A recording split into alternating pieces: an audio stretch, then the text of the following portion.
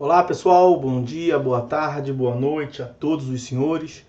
Nós vamos hoje tratar de um julgado do STJ, mais precisamente o recurso especial 1995-565 de São Paulo, RESP 1.995.565 de São Paulo, a respeito da nulidade do julgamento por meio virtual quando há oposição de uma das partes quanto a esta forma de julgamento. Então, a questão, portanto, é saber, e a ementa do julgado, eu vou transcrever aqui no vídeo, que ela é por demais extensa, eu destacaria essa questão aqui, ó, a parte final. Julgamento virtual, recurso sem previsão de sustentação oral, oposição tempestiva pela parte, direito de exigir julgamento em sessão presencial e inexistência. Então é disso que se trata. A conclusão, portanto, desse julgado é que não há um direito potestativo da parte na realização da sessão de julgamento por meio presencial. Ou seja, dito de uma outra forma, a realização da sessão de julgamento na modalidade virtual não acarreta qualquer tipo de nulidade, mesmo nas hipóteses em que há expressa manifestação da parte em sentido contrário. Pois bem, na hipótese o processo tratava da possibilidade ou não de se realizar penhora a respeito de certa verba, havia uma discussão a respeito da impenhorabilidade daquela verba, o juiz recusou a alegação da parte de que a verba era impenhorável e ela interpôs agravo de instrumento. O agravo de instrumento, o julgamento do agravo de instrumento se deu, a sessão de julgamento foi designada na modalidade virtual, a parte tempestivamente peticionou, alegando seu desinteresse na realização da sessão por meio virtual, e o tribunal manteve a sessão de julgamento virtual e a parte foi ao STJ, portanto, alegando nulidade do julgamento desse agravo de instrumento no tribunal de origem. E nós já vimos, portanto, que o STJ chegou à conclusão de que não haveria qualquer tipo de nulidade. Mas por que o STJ disse que não há nulidade, que não há esse direito potestativo da parte a que a sessão de julgamento se dê na modalidade presencial? Bom, em primeiro lugar, um dado concreto do processo em comento se encontra no artigo 937, porque não são todos os recursos que admitem a sustentação oral. O artigo 937 prevê quais são as hipóteses, quais são os recursos que admitem a sustentação oral de 15 minutos para cada parte e tudo mais. Então, inciso primeiro, recurso de apelação, inciso segundo, no recurso ordinário, no recurso especial, no recurso extraordinário e por aí vai. Não há modalidade do agravo de instrumento como regra, mas o inciso 8º até prevê que admite-se a sustentação oral no agravo de instrumento interposto contra decisões interlocutórias que versem sobre tutela provisória de urgência ou de evidência. Não era o caso.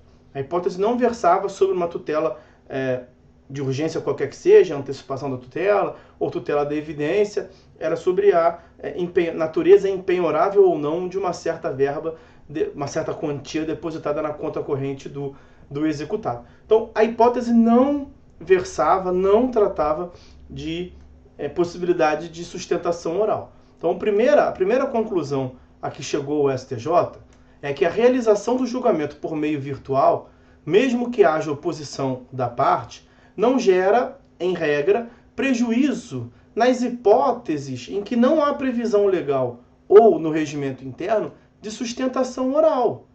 Né? Não há que se falar, portanto, em decretação de nulidade, porque a parte não teria qualquer tipo de prejuízo. A ela não seria concedida a palavra de todo modo. Então essa é a primeira conclusão. Mas não para por aí. O STJ foi além.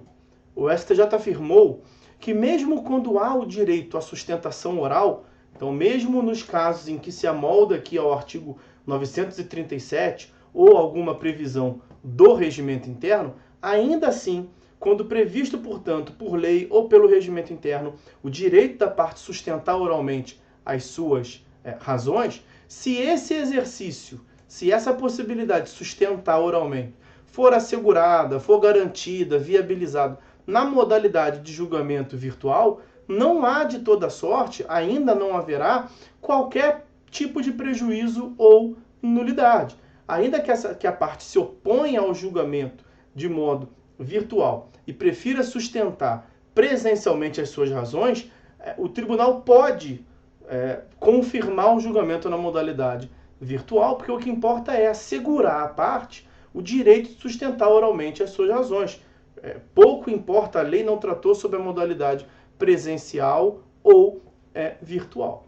Então, ainda que haja o direito de sustentar oralmente, se o tribunal conseguir viabilizar na modalidade de julgamento virtual que a parte sustente oralmente as suas razões de modo virtual, não há, portanto, qualquer tipo de nulidade, porque não haverá, no caso, demonstração de prejuízo, fazendo incidir, portanto, a máxima geral a respeito da sanabilidade dos vícios processuais, de que não se decreta nulidade sem que tenha sido demonstrado um efetivo prejuízo na hipótese. Então, essa é a conclusão a qual chegou o STJ. Em primeiro lugar, se não há previsão de sustentação, não há que se cogitar em nulidade no julgamento virtual, porque não haveria prejuízo. Em segundo lugar, ainda que haja a previsão de sustentação oral prevista em lei ou no regimento interno do tribunal, se o tribunal conseguir viabilizar que o julgamento virtual permita à parte a realização da sustentação oral, não haverá de igual maneira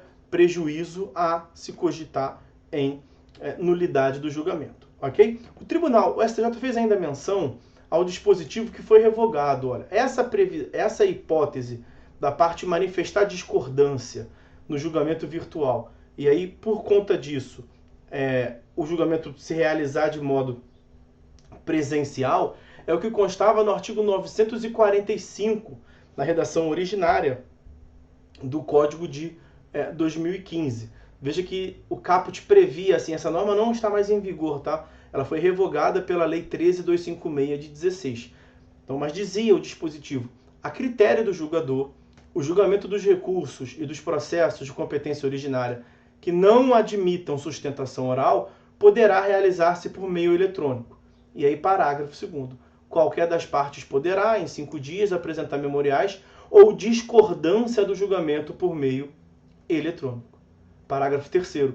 A discordância não necessita de motivação, sendo apta a determinar o julgamento em sessão presencial. Então, na redação do artigo 945, especialmente parágrafo 2º do CPC, na redação originária, a parte teria esse direito de retirar o julgamento da modalidade virtual. Só que essa norma foi revogada, como nós vimos, pela Lei 13.256 de 16. Logo, ainda na vacatio legis da edição do Código, antes mesmo do Código começar a produzir efeitos, alguns dos seus artigos foram revogados, foram modificados. Esse um deles. Então, no direito vigente, no Código de Processo Civil em vigor, não há essa previsão. No mesmo sentido desse julgado que estamos analisando, o julgado atual, nós vimos, é o RESP 1995565, 1.995.565, da terceira turma. Eu vou trazer um julgado agora da quarta turma do STJ no mesmo sentido.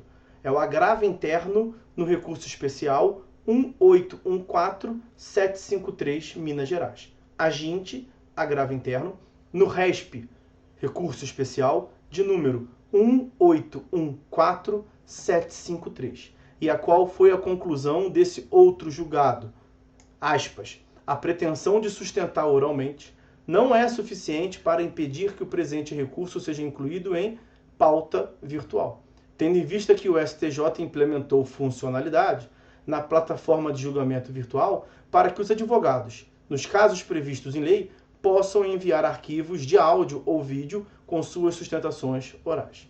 Ademais, as partes podem também apresentar memoriais por meio eletrônico ou mediante petição nos autos. E durante o julgamento eletrônico, todos os ministros que compõem o órgão colegiado tem acesso ao conteúdo integral do voto do relator e dos autos.